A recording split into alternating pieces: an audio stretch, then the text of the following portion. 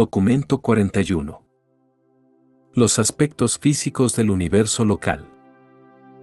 El fenómeno espacial característico que diferencia a una creación local de todas las demás es la presencia del espíritu creativo.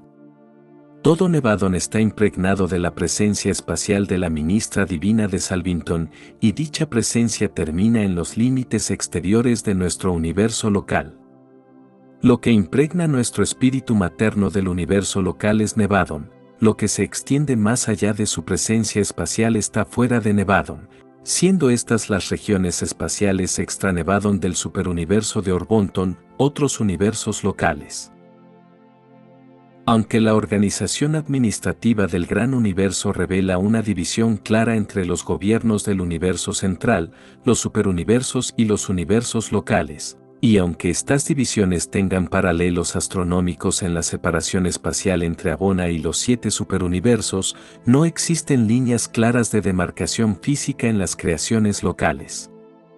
Aunque los sectores mayores y menores de Orbonton, para nosotros, son claramente distinguibles, no es tan fácil identificar los límites físicos de los universos locales. Esto se debe a que estas creaciones locales están organizadas en cuanto a su administración de acuerdo con ciertos principios creativos que gobiernan la segmentación de la carga total de energía de un superuniverso, mientras que sus componentes físicos, las esferas del espacio, los soles, las islas oscuras, los planetas, etc., se originan principalmente en las nebulosas, y éstas hacen su aparición astronómica de acuerdo con ciertos planes recreativos, trascendentales, de los arquitectos del universo maestro. Una o más, aún muchas, de estas nebulosas pueden estar comprendidas dentro del dominio de un universo local, así como Nevadon fue formado físicamente a partir de la progenie estelar y planetaria de Andrónover y de otras nebulosas. Las esferas de Nevadon son de ancestro nebular diverso, pero todas tuvieron cierta uniformidad mínima de movimiento espacial que fue ajustada de esta manera por los esfuerzos inteligentes de los directores del poder, con el objeto de producir nuestra agregación presente de cuerpos espaciales que viajan juntos como unidad en las órbitas del superuniverso. Tal es la constitución de la nube estelar local de Nevadon, que hoy en día gira en una órbita cada vez más establecida alrededor del centro sagitario de ese sector menor en Orbonton al cual pertenece nuestra creación local. 1. Los centros de poder nevadónicos. Las nebulosas espirales y otras, las ruedas matrices de las esferas del espacio, son iniciadas por los organizadores de la fuerza paradisiacos, y después de la evolución nebular de la respuesta a la gravedad, las reemplazan en su función superuniversal los centros de poder y los controladores físicos, que de ahí en adelante toman la plena responsabilidad de la dirección de la evolución física de las generaciones futuras de las progenies estelares y planetarias.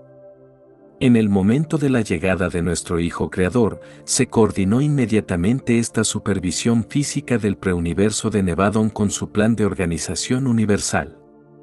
Dentro de los dominios de este Hijo paradisiaco de Dios, los centros supremos de poder y los controladores físicos decanos colaboraron con los supervisores del poder morontial, que aparecieron más tarde, y con otros, para producir el vasto complejo de líneas de comunicación, circuitos de energía y carriles de poder que ligan firmemente los múltiples cuerpos espaciales de Nevadon en una unidad administrativa integrada.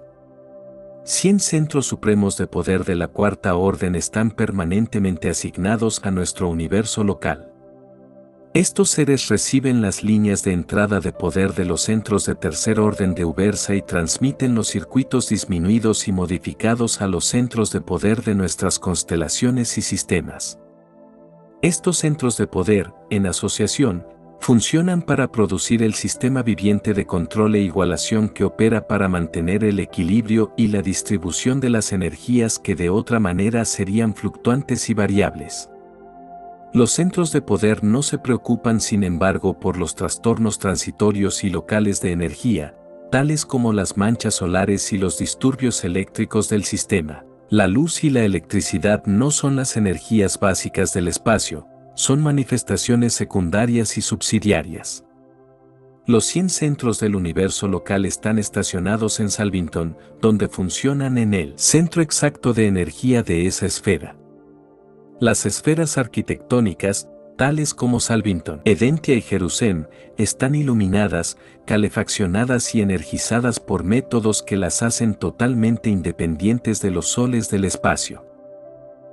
Los centros de poder y los controladores físicos hicieron a pedido, estas esferas que fueron diseñadas para ejercer una influencia poderosa sobre la distribución de la energía. Basando sus actividades en tales puntos focales del control de la energía, los centros de poder, por su presencia viviente, direccionalizan y canalizan las energías físicas del espacio. Y estos circuitos de energía son básicos para todos los fenómenos físico-materiales y morontia espirituales.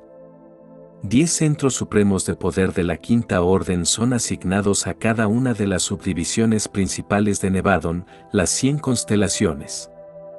En Orlatiadec, vuestra constelación, no se estacionan en la esfera sede central sino que están ubicados en el centro del enorme sistema estelar que constituye el núcleo físico de la constelación. En Edentia hay 10 controladores mecánicos asociados y 10 frandalanques que están en enlace perfecto y constante con los centros de poder cercanos. Un centro supremo de poder de la sexta orden está estacionado en el exacto centro de gravedad de cada sistema local. En el sistema de Satania el centro de poder asignado ocupa una isla oscura del espacio ubicada en el centro astronómico del sistema.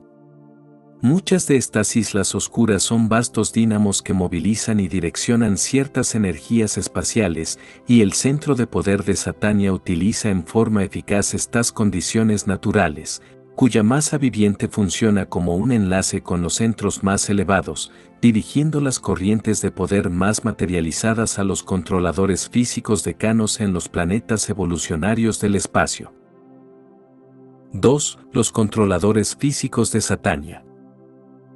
Aunque los controladores físicos decanos sirven con los centros de poder en todo el gran universo, sus funciones en un sistema local, tal como Satania, son más fáciles de comprender. Satania es uno de 100 sistemas locales que forman la organización administrativa de la constelación de Norlatiadec, cuyos vecinos inmediatos son los sistemas de Sandmatia, Asuntia, Porogia, Sortoria, Rantulia y Glantonia. Los sistemas de Norlatiadec difieren en muchos respectos, pero son todos ellos evolucionarios y progresivos, muy semejantes a Satania. Satania misma se compone de más de 7000 grupos astronómicos o sistemas físicos, muy pocos de los cuales tuvieron un origen similar al de vuestro sistema solar. El centro astronómico de Satania es una enorme isla oscura del espacio que, con sus esferas conjuntas, está situada no lejos de la sede central del gobierno del sistema. Excepto por la presencia del centro de poder asignado, la supervisión del entero sistema de energía física de Satania está centrado en Jerusalén. Un controlador físico decano, estacionado en esta esfera sede central, funciona en coordinación con el centro de poder del sistema, sirviendo como jefe de enlace de los inspectores de poder estacionados en Jerusalén y funcionando a lo largo y a lo ancho del sistema local. El encircuitamiento y el canalizamiento de la energía están supervisados por 500.000 manipuladores vivientes e inteligentes de la energía que se encuentran por todo Satania. A través de la acción de dichos controladores físicos, los centros de poder supervisores están en control completo y perfecto de la mayoría de las energías básicas del espacio, incluyendo las emanaciones de órbitas altamente recalentadas y de esferas oscuras cargadas de energía. Este grupo de entidades vivas puede movilizar, transformar, transmutar, manipular y transmitir casi todas las energías físicas del espacio organizado.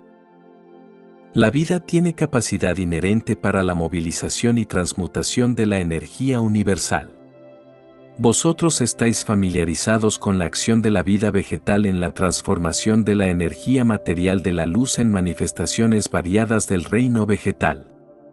También conocéis algo del método por el cual se puede convertir esta energía vegetativa en los fenómenos de actividades animales. Pero no sabéis prácticamente nada de la técnica de los directores de poder y de los controladores físicos que están dotados de la habilidad de movilizar, transformar, direccionar y concentrar las múltiples energías del espacio. A estos seres de los reinos de la energía no les atañe directamente la energía como factor componente de las criaturas vivientes, ni siquiera del dominio de la química fisiológica.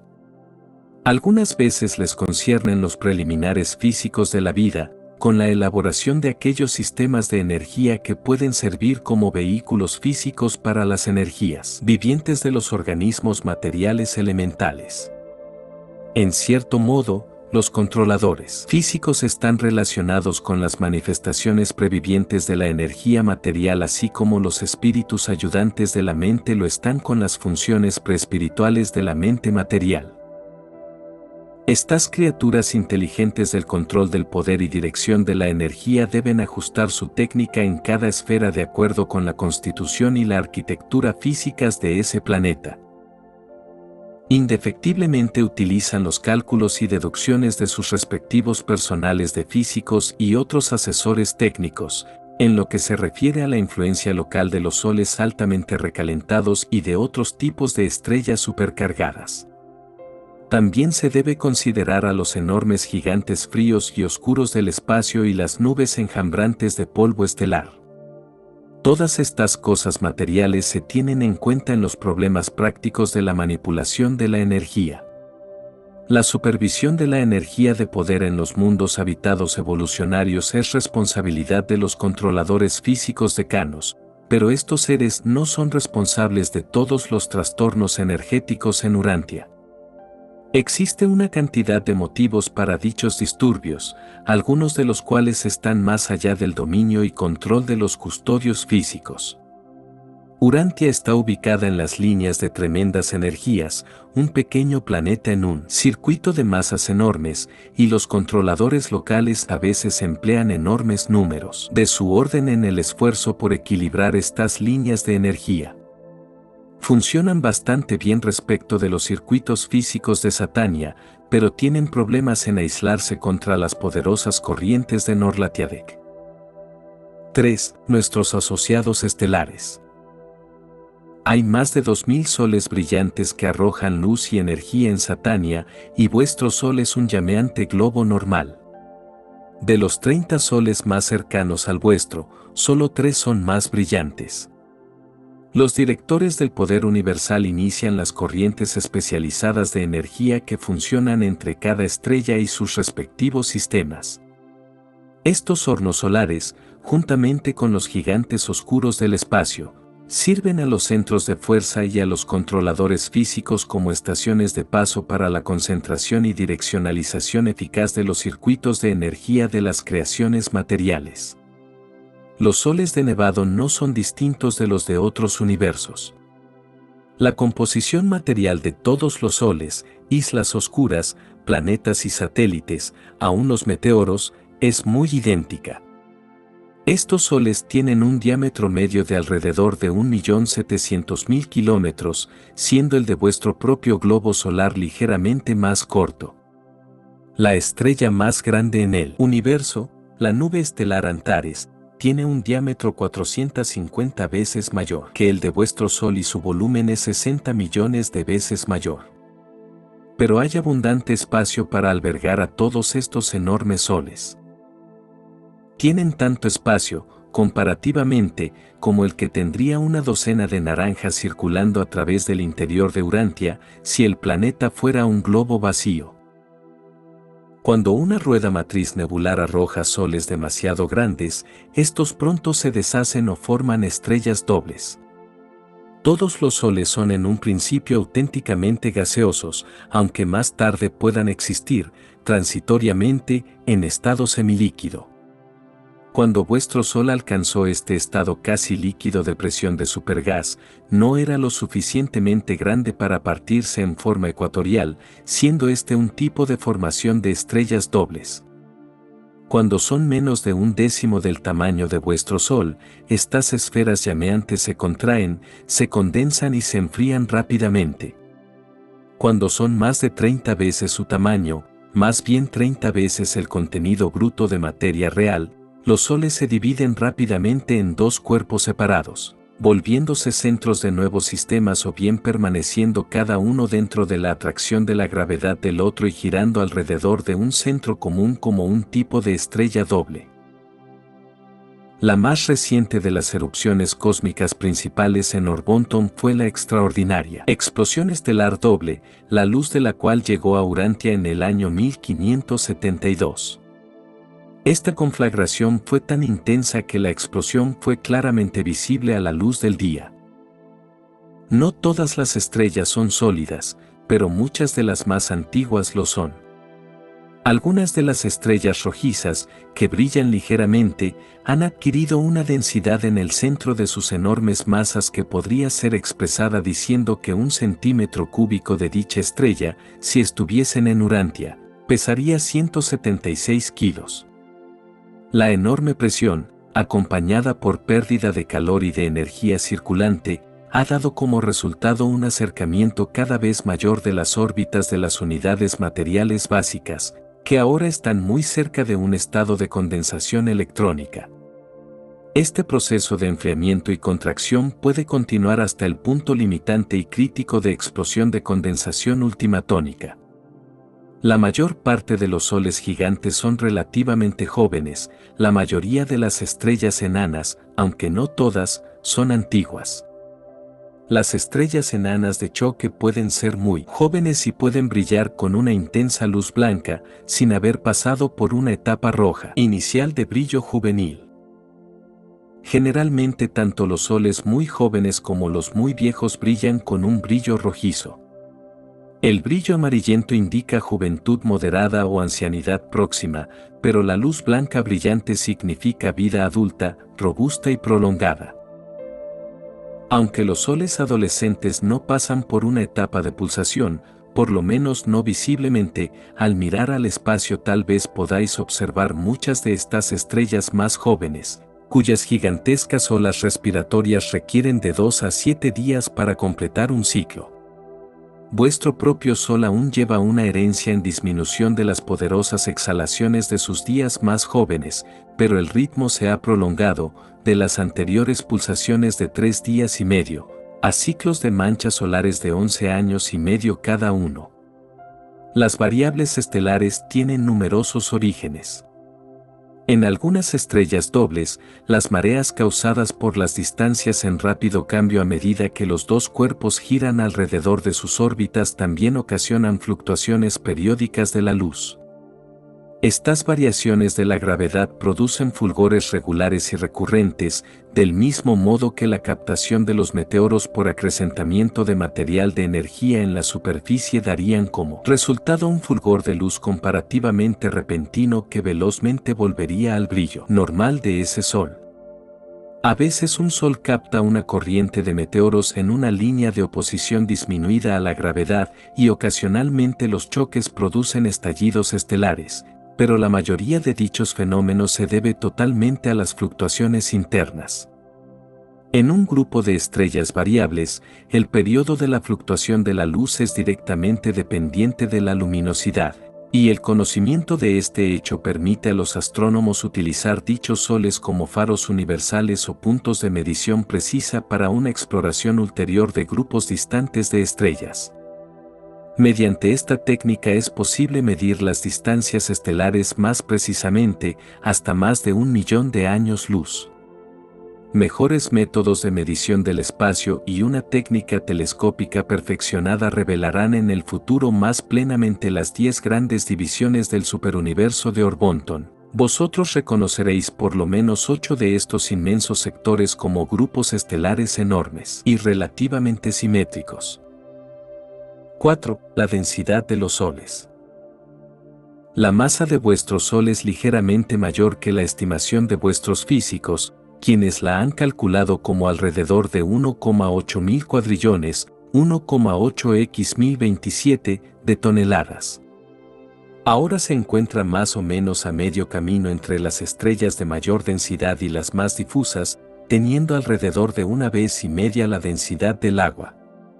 Pero vuestro Sol no es ni líquido ni sólido, es gaseoso, y esto es verdad a pesar de la dificultad de explicar cómo la materia gaseosa puede alcanzar esta densidad y aún densidades mucho mayores. Los estados gaseoso, líquido y sólido son asuntos de relaciones atómico-moleculares, pero la densidad es una relación del espacio y la masa. La densidad varía directamente con la cantidad de masa en el espacio e inversamente con la cantidad de espacio en la masa, el espacio entre los núcleos centrales de la materia y las partículas que giran alrededor de estos centros, así como también el espacio dentro de estas partículas materiales. Las estrellas que se están enfriando pueden ser físicamente gaseosas y tremendamente densas al mismo tiempo. Vosotros no estáis familiarizados con los supergases solares, pero estas y otras formas poco comunes de la materia explican cómo aún los soles no sólidos pueden alcanzar una densidad igual al hierro, aproximadamente la misma que Urantia, y sin embargo estar en un estado gaseoso altamente recalentado y continuar funcionando como soles. Los átomos en estos supergases densos son excepcionalmente pequeños, contienen pocos electrones. Dichos soles también han perdido en gran parte sus ultimatones libres de almacenamiento de energía. Uno de los soles cercanos a vosotros, que comenzó la vida aproximadamente con la misma masa que el vuestro, se ha contraído actualmente a un tamaño como el de Urantia, habiéndose vuelto 40.000 veces más denso que vuestro Sol. El peso de este sólido gaseoso, caliente-frío, es aproximadamente de 55 kilogramos por centímetro cúbico. Y aún este sol brilla con un brillo leve rojizo, el resplandor senil de un moribundo monarca de luz. La mayoría de estos soles, sin embargo, no son tan densos. Uno de vuestros vecinos más cercanos tiene una densidad exactamente igual a la de vuestra atmósfera a nivel del mar. Si estuvieras en el interior de este sol, no podrías discernir nada, y si lo permitiese la temperatura, podrías penetrar la mayoría de los soles que destellan en el cielo nocturno y no observarías más materia que la que puedes percibir en el aire en una sala de vuestras casas terrestres. El masivo sol de Veluntia, uno de los más grandes en Orvonton, tiene una densidad que tan solo es una milésima parte de la atmósfera de Urantia. Si su composición fuese similar a la de vuestra atmósfera y no estuviese supercalentada, sería tan vacío que los seres humanos se sofocarían rápidamente si estuviesen en él o dentro de él. Otro de los gigantes de Orvonton ahora tiene una temperatura en la superficie aproximadamente de 1600 grados C. Su diámetro es de más de 480 millones de kilómetros, amplio lugar para acomodar vuestro Sol y la órbita actual de la Tierra. Y sin embargo, a pesar de su enorme tamaño, más de 40 millones de veces el de vuestro Sol, su masa es tan solo 30 veces mayor. Estos enormes soles tienen un reborde de exceso que alcanza casi de uno al otro. 5. La radiación solar. El hecho de que los soles del espacio no son muy densos se comprueba por la corriente constante de energías de luz en escape. Una densidad excesiva retendría la luz por opacidad hasta que la presión de la energía luz alcance el punto de explosión. Hay una tremenda presión de luz o gas dentro de un sol, que es la que hace que éste envíe un rayo tan poderoso de energía como para penetrar el espacio a través de millones y millones de kilómetros para energizar, iluminar y calentar los planetas distantes. 5 metros de densidad de superficie de Urantia prevendrían efectivamente el escape de todos los rayos X y de las energías de luz de un Sol, hasta el momento en que el aumento de la presión interna de las energías que se acumulan como resultado de la desmembración atómica vencería la gravedad con una tremenda explosión hacia afuera. La luz, en presencia de gases propulsivos, es altamente explosiva cuando se confina a temperaturas altas por paredes opacas de retención. La luz es real.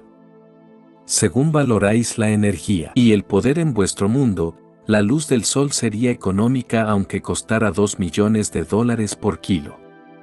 El interior de vuestro sol es un vasto generador de rayos X. Los soles son sostenidos desde adentro por un bombardeo incesante de estas poderosas emanaciones. Se requieren más de 500.000 de años para que un electrón estimulado por los rayos X se abra camino desde el centro mismo de un Sol promedio hasta la superficie solar, desde la cual comienza su aventura espacial, tal vez para calentar un planeta habitado, o para ser captado por un meteoro, o para participar en el nacimiento de un átomo, o para ser atraído por una isla oscura altamente cargada del espacio, o para encontrar el fin de su vuelo espacial en una caída final a la superficie de un Sol similar al que le diera origen.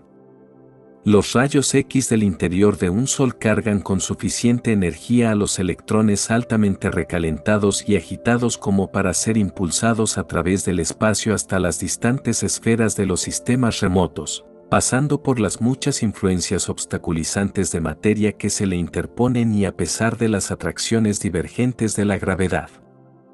La gran energía de velocidad requerida para escapar a la aprehensión de la gravedad de un Sol es suficiente para asegurar que el rayo de Sol viajará con velocidad ininterrumpida hasta encontrar considerables masas de materia, en cuyo momento se transforma rápidamente en calor con la liberación de otras energías.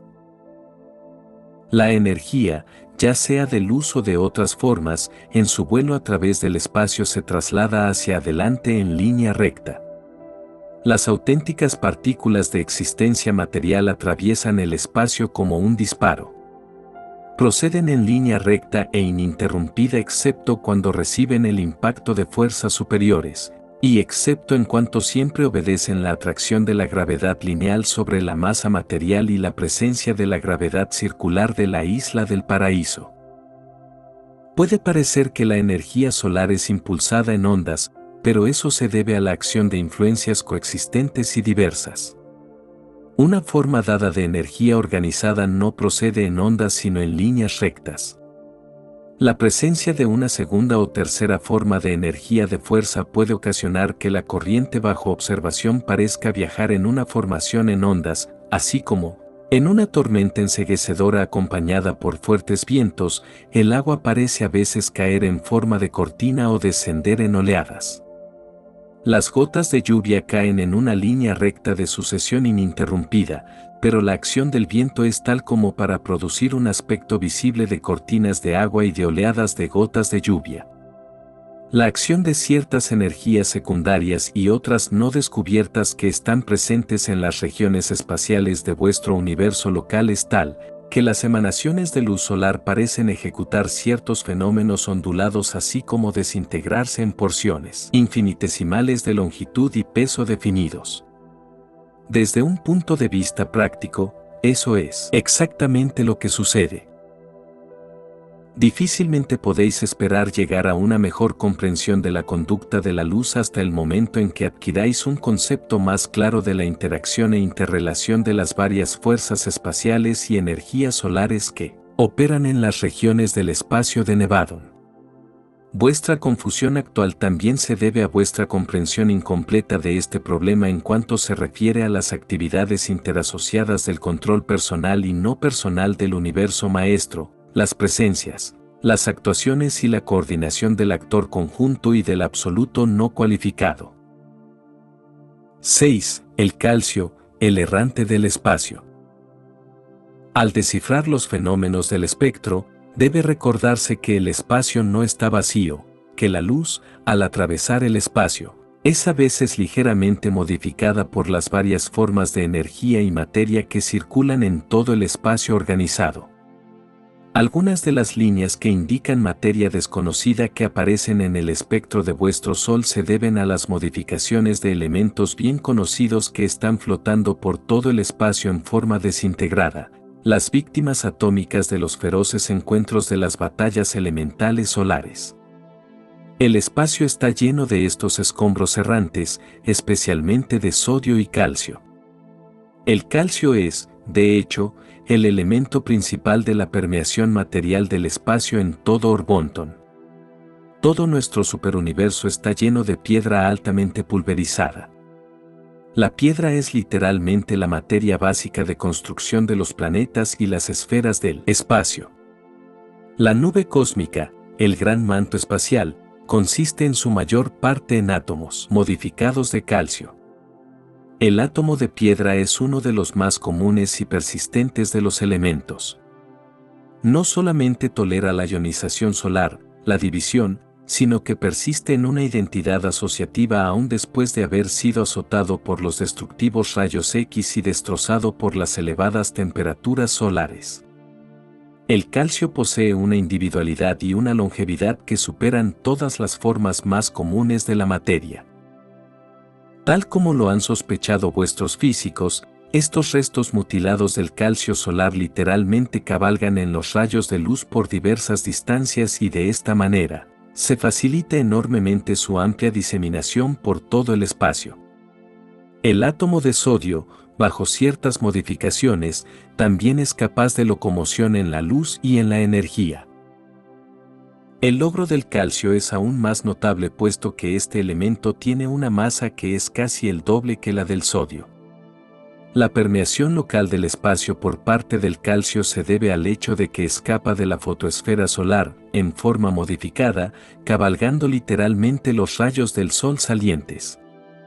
De todos los elementos solares, el calcio, a pesar de su masa comparativa, pues contiene 20 electrones giratorios, es el más triunfador en escapar del interior solar hacia los reinos del espacio. Esto explica por qué existe una capa de calcio, una superficie de piedra gaseosa, en el Sol de un espesor de casi 10.000 kilómetros, y esto a pesar del hecho de que 19 elementos más livianos, y numerosos otros más pesados, están por debajo de esta capa. El calcio es un elemento activo y versátil en las temperaturas solares. El átomo de piedra tiene 2 electrones ágiles y ligeramente ligados en los 2 circuitos electrónicos exteriores, que están muy cerca uno del otro. Prontamente en la lucha atómica pierde su electrón exterior, en ese momento realiza una acción malabarista magistral con el electrón número 19 de aquí para allá entre el circuito 19 y el circuito 20 de la revolución electrónica. Al empujar de aquí para allá al electrón 19 entre su propia órbita y la de su compañero perdido, más de 25.000 veces por segundo, un átomo de piedra mutilado consigue vencer parcialmente la gravedad y por lo tanto cabalgar con éxito sobre los rayos emergentes de luz y energía, los rayos del sol, hacia la libertad y la aventura. Este átomo de calcio se mueve hacia afuera mediante saltos alternados de propulsión hacia adelante, aprehendiendo y soltando el rayo de sol unas 25.000 veces por segundo. La piedra es la más experta en escapar de la prisión solar, y es por esto porque la piedra es el componente principal de los mundos del espacio. La agilidad de este acrobático electrón de calcio se refleja en el hecho de que, cuando es arrojado por las fuerzas solares de temperatura y de los rayos X al círculo de la órbita más alta, tan solo permanece en esa órbita por 1/millonésimo de segundo, pero antes de que el poder de la gravedad eléctrica del núcleo atómico lo atraiga de vuelta a su vieja órbita, es capaz de completar 1.000.000 de revoluciones alrededor del centro atómico. Vuestro Sol ha perdido una cantidad enorme de su calcio, habiendo perdido cantidades enormes durante los tiempos de sus erupciones convulsivas en relación con la formación del sistema solar. Mucho del calcio solar está ahora en la superficie más exterior del Sol. Debe recordarse que los análisis del espectro muestran tan solo las composiciones de la superficie del Sol. Por ejemplo, los espectros solares exhiben muchas líneas de hierro, pero el hierro no es el elemento principal del Sol. Este fenómeno se debe casi totalmente a la temperatura actual de la superficie del Sol, un poco menos de 3.300 grados C, siendo esta temperatura muy favorable al registro del espectro del hierro. 7. Las fuentes de la energía solar. La temperatura interior de muchos de los soles, aun el vuestro, es mucho más alta de lo que se cree comúnmente. En el interior de un sol prácticamente no existen átomos enteros, están todos más o menos desintegrados por el bombardeo intenso de los rayos X que es característico a tales temperaturas elevadas. Sean cuales fueran los elementos materiales que puedan aparecer en las capas exteriores de un sol, los que están en el interior se vuelven muy similares por la asociación disociativa de los rayos X destructores. Los rayos X son grandes niveladores de la existencia atómica. La temperatura de la superficie de vuestro Sol es casi 3300 grados C, pero aumenta rápidamente al penetrar en el interior hasta llegar a una elevación increíble de alrededor de 19.400.000 de grados C en las regiones centrales. Todas estas temperaturas se refieren a vuestra escala Celsius. Todos estos fenómenos son indicativos de un enorme gasto de energía, y las fuentes de energía solar, enumeradas en orden de importancia, son 1. Aniquilación de los átomos y eventualmente de los electrones. 2. Transmutación de los elementos, incluyendo el grupo radioactivo de energías así liberadas.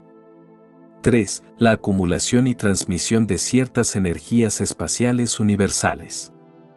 4. Materia espacial y meteoros que incesantemente se precipitan en los soles ardientes. 5. La contracción solar, el enfriamiento y contracción consecuente de un sol, produce energía y calor a veces mayores que los que son proporcionados por la materia espacial. 6. La acción de la gravedad a altas temperaturas transforma cierto poder circuitizado en energías radioactivas. 7. La luz y otra materia recaptada que son atraídas de vuelta al Sol después de haberlo dejado, juntamente con otras energías que tienen origen extrasolar. Existe un manto regulador de gases calientes, a veces con millones de grados de temperatura, que envuelve los soles, y que actúa para estabilizar la pérdida de calor y prevenir de otra manera las fluctuaciones peligrosas de la disipación del calor.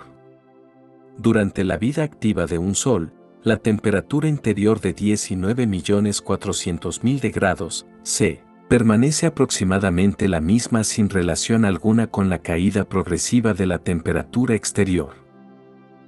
Podríais tratar de visualizar 19.400.000 de grados C de calor en asociación con ciertas presiones de la gravedad, como el punto de ebullición electrónico. Bajo dicha presión y a esa temperatura todos los átomos están degradados y desintegrados en sus componentes electrónicos y otros componentes ancestrales. Aún los electrones y otras asociaciones de ultimatones pueden desintegrarse, pero los soles no son capaces de degradar los ultimatones. Estas temperaturas solares operan para acelerar enormemente los ultimatones y los electrones, por lo menos aquellos que continúan existiendo bajo estas condiciones. Os apercibiréis de lo que significa la temperatura elevada en el sentido de la aceleración de las actividades ultimatónicas y electrónicas cuando consideréis que una gota de agua común contiene más de 1.000 trillones, 1021, de átomos. Esto equivale a la energía de más de 100 caballos de vapor ejercida continuamente durante 2 años. El calor total emitido ahora por el Sol del Sistema Solar cada segundo es suficiente para hervir toda el agua de todos los océanos de Urantia en tan solo un segundo de tiempo. Solo los soles que funcionan en los canales directos de las corrientes principales de la energía universal pueden brillar por siempre. Dichos hornos solares arden indefinidamente, siendo capaces de reponer sus pérdidas materiales tomando energía de la fuerza espacial y de otras energías análogas circulantes. Pero las estrellas muy alejadas de estos canales principales de carga están destinadas a sufrir un agotamiento de energía, enfriarse gradualmente y finalmente apagarse. Estos soles muertos o moribundos pueden ser rejuvenecidos por el impacto de un choque o pueden recargarse por ciertas no luminosas islas de energía del espacio o a través de la atracción de la gravedad, roban a los soles o sistemas más pequeños cercanos. La mayoría de los soles muertos serán revivificados mediante estas u otras técnicas evolucionarias. Los que finalmente no se así recarguen están destinados a sufrir la desintegración por explosión de la masa, cuando la condensación gravitacionaria llegue al nivel crítico de la condensación ultimatónica de la presión energética.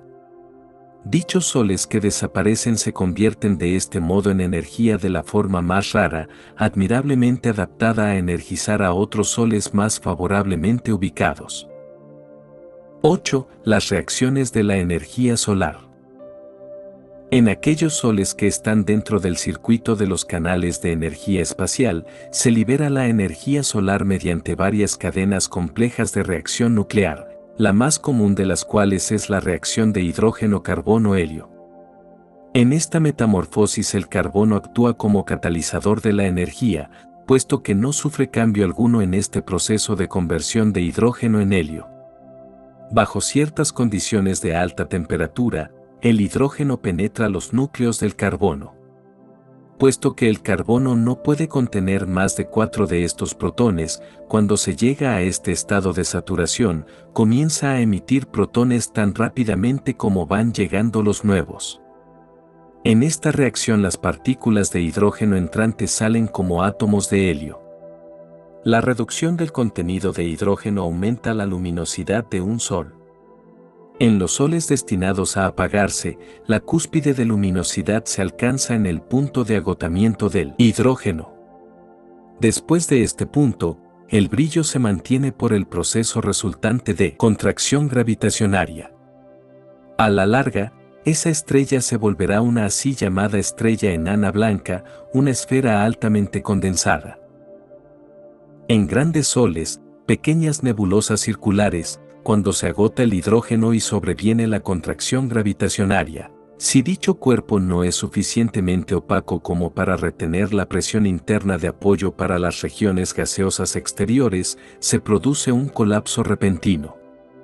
Los cambios de gravedad eléctrica dan origen a vastas cantidades de pequeñas partículas sin potencial eléctrico, y tales partículas rápidamente escapan del interior solar, desencadenando así la desintegración de un sol gigantesco en unos pocos días. Fue una emigración de estas partículas fugitivas la que ocasionó la desintegración de la nova gigantesca en la nebulosa Andrómeda hace unos 50 años.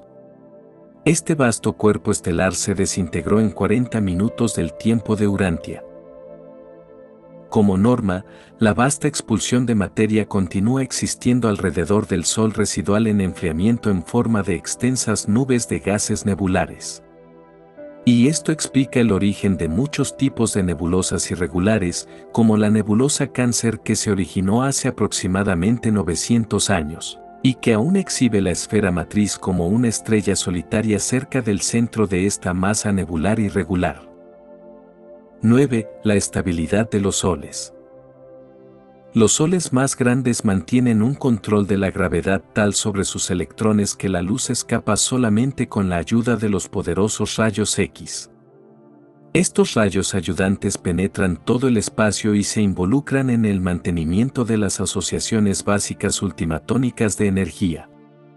Las grandes pérdidas de energía en los primeros días de un sol, después de alcanzar su máxima temperatura, hasta 19.400.000 de grados C, no se deben tanto al escape de luz como a las pérdidas de ultimatones. Estas energías ultimatónicas escapan hacia el espacio para participar en la aventura de la asociación electrónica y la materialización de la energía, como una verdadera explosión de energía durante las épocas adolescentes de los soles. Los átomos y los electrones están sujetos a la gravedad. Los ultimatones no están sujetos a la gravedad local, la interacción de la atracción material, pero son plenamente obedientes a la gravedad absoluta o la del paraíso, a la tendencia, el giro, del círculo universal y eterno, del universo de los universos.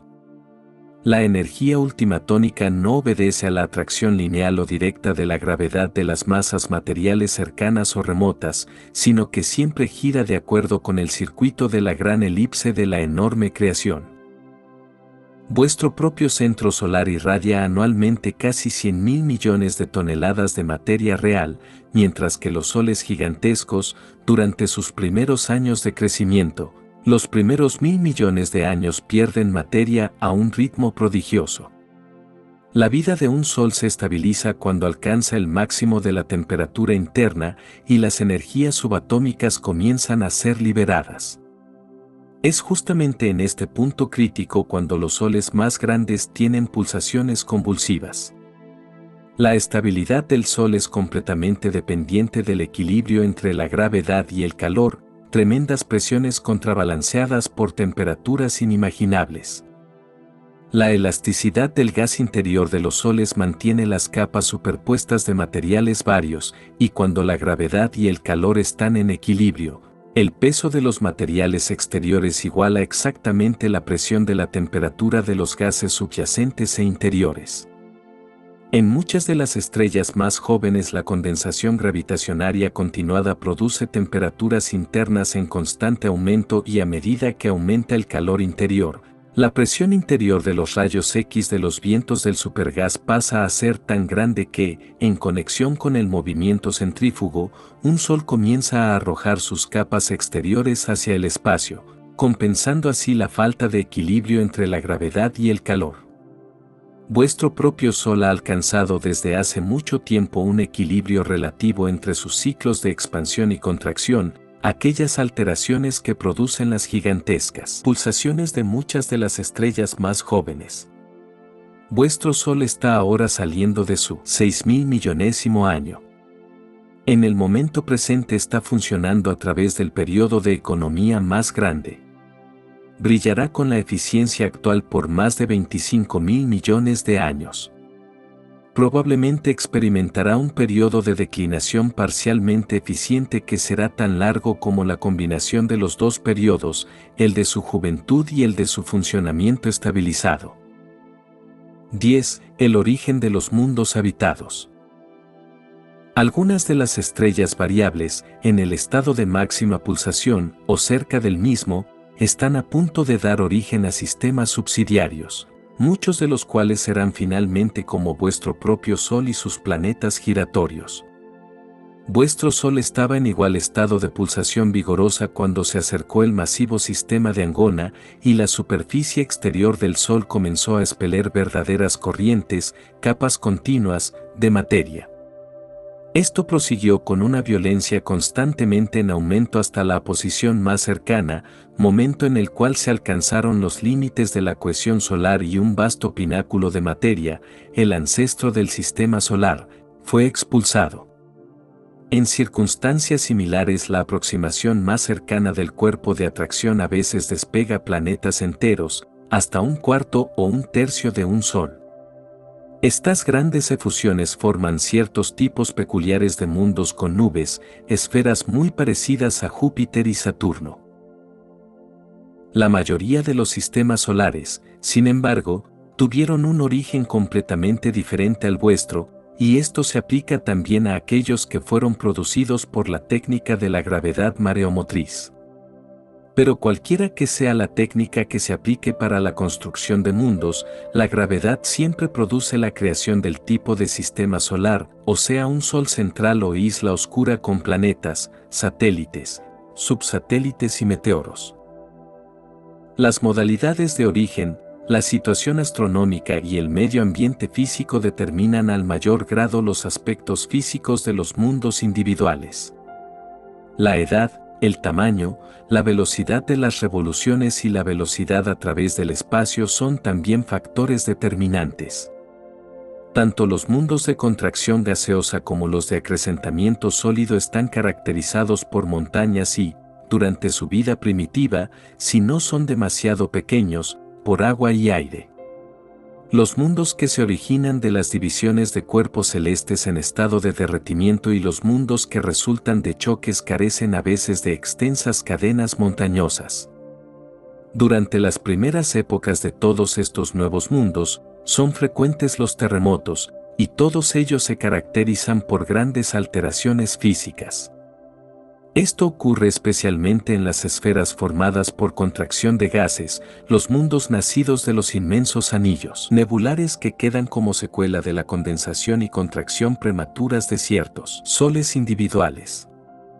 Los planetas que tienen un doble origen, como Urantia, pasan por una carrera juvenil menos violenta y tempestuosa. Aún así, vuestro mundo experimentó una fase primitiva de poderosos cataclismos, caracterizados por erupciones volcánicas, terremotos, inundaciones y terribles tormentas. Urantia está comparativamente aislada en las afueras de Satania, vuestro sistema solar, siendo, con una excepción, el más alejado de Jerusalén, mientras que Satania misma está próxima al sistema más alejado en Orlatiadec, y esta constelación está atravesando ahora el límite exterior de Nevadon. Os contabais verdaderamente entre las más humildes de todas las creaciones, hasta el momento en que el auto-otorgamiento de Micael elevó vuestro planeta a una posición de honor y gran atención universal.